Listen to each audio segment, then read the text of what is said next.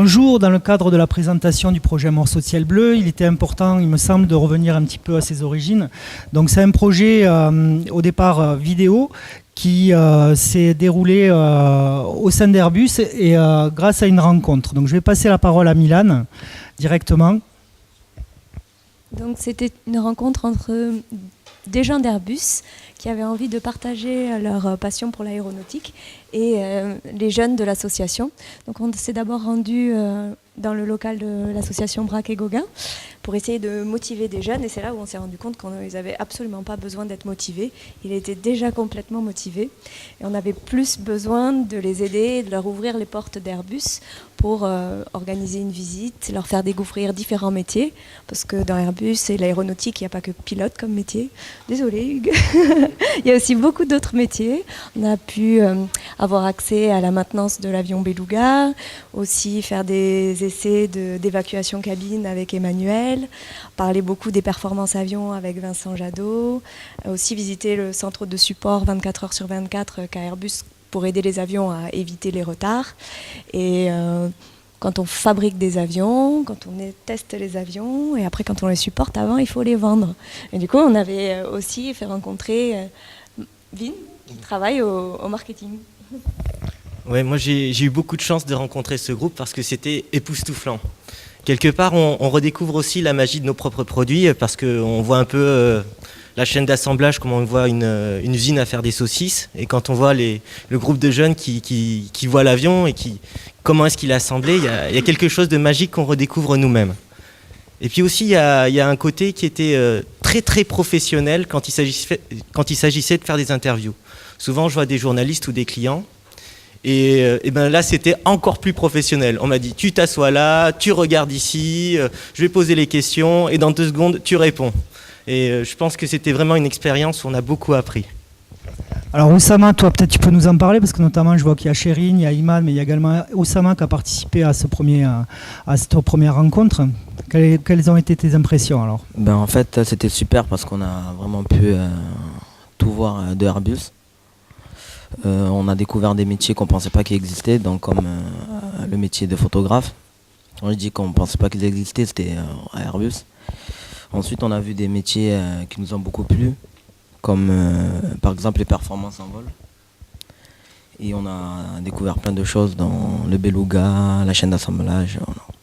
Ça a été une semaine très très riche. Et en même temps aussi, avec l'équipe Airbus, on a eu l'envie, ils ont eu envie aussi de nous faire découvrir une association qui était juste à côté. Il s'agit des Ailes Anciennes, et là nous recevons aujourd'hui Patrick Dabas, qui est vice-président de l'association. Donc vous nous avez vu arriver un beau jour, un après-midi, avec nos appareils photo également.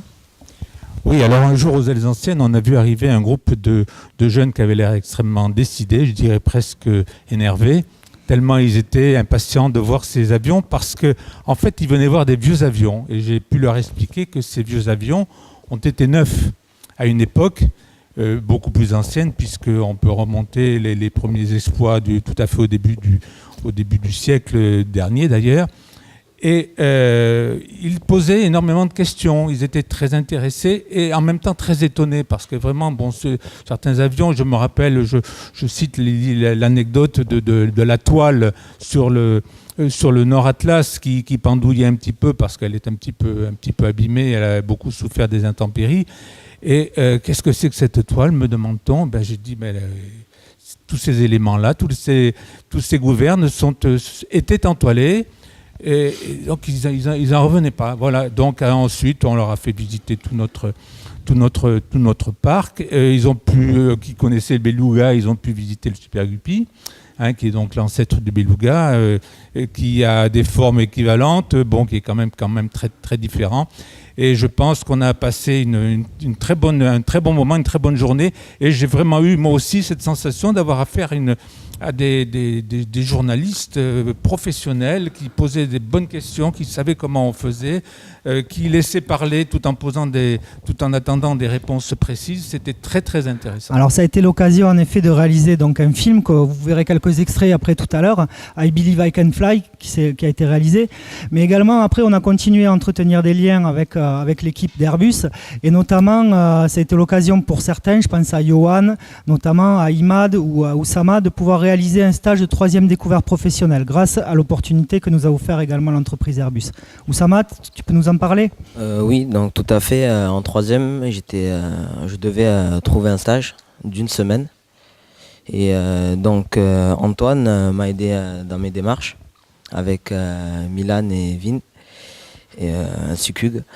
Et donc la première semaine, le premier jour, donc j'ai découvert le métier d'instructeur pilote. Tout au long de la semaine, mardi, mercredi, jeudi, j'ai découvert d'autres métiers encore que je pensais pas aussi comment dire, attractifs. Et donc le vendredi, le jour où devait se terminer mon stage, j'ai pu avoir accès aux essais en vol. Tu as pu rencontrer Hugues donc voilà, qui est aussi le parrain de notre association. Voilà. Qui est devenu le parrain de votre association. Alors en effet, Hugues, tu as rencontré Oussama dans ce cadre-là. Peut-être tu peux nous en parler un petit peu de cette rencontre. Oui, alors effectivement, un petit peu plus tard que nos camarades à droite. Mais la première rencontre avec Oussama, je m'attendais à ce qu'il pose des questions très classiques. Qu'est-ce que c'est qu'un avion, tel qu'on peut le faire très souvent quand on rencontre des jeunes. Mais là, c'était différent. Il commençait à m'expliquer comment fonctionnaient de manière assez intime les systèmes de bord. J'étais quand même assez surpris, mais comment ce garçon peut savoir tout ça et donc il y avait un contraste énorme entre l'image que j'en avais et la motivation qu'il avait. Donc il connaissait déjà beaucoup de choses.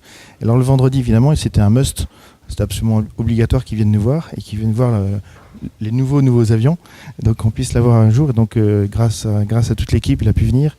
Et quand il est venu, il a laissé une trace indélébile chez nous, aux essais en vol, puisque en fait on voulait lui montrer comment fonctionnait et lui expliquer comment fonctionnaient les machines. On a l'impression qu'il les connaissait déjà. Donc ça, beaucoup de monde, Gérard Desbois, que tu connais bien, s'en souvient encore et donc on ne regrette pas.